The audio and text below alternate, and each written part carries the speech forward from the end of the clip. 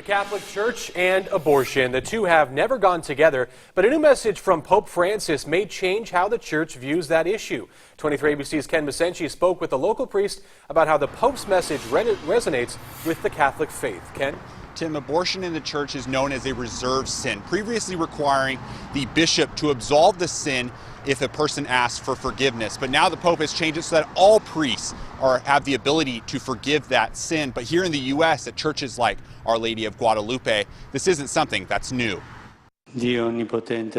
Pope Francis has often been termed as a progressive pope, taking on topics like homosexuality and abortion in hopes of showing that the Catholic Church welcomes everyone. He certainly presented the merciful face and the gestures and the speech to communicate this in a way that has caught the world's attention more. I'd say the teaching of the church has been pretty steady, and the practice also. But the practice of forgiving abortions is set to change now that the Pope is giving priests the ability to grant absolution, something normally reserved for bishops. It's been an occasion to invite a lot of people back to Christ's mercy and forgiveness. Had mothers come after 10, 20, even 40 years coming and still grieving the loss of their child and oftentimes feeling they can never be forgiven.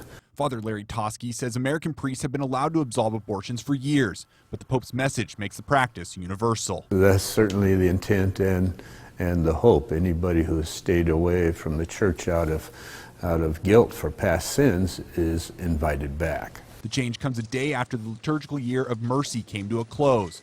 Father Larry says mercy in the church extends beyond a special year. Sometimes there's a false image of the church as portrayed as because we speak clearly about the value of life in the womb. There's sometimes understood or concluded that we don't forgive, you know. And of course the church is about forgiveness and mercy. Father Toshki added that this is a small technical change and does not have an impact on the church's belief that abortion is a grave sin. Live in East Bakersfield, Ken Masenchi, 23 ABC.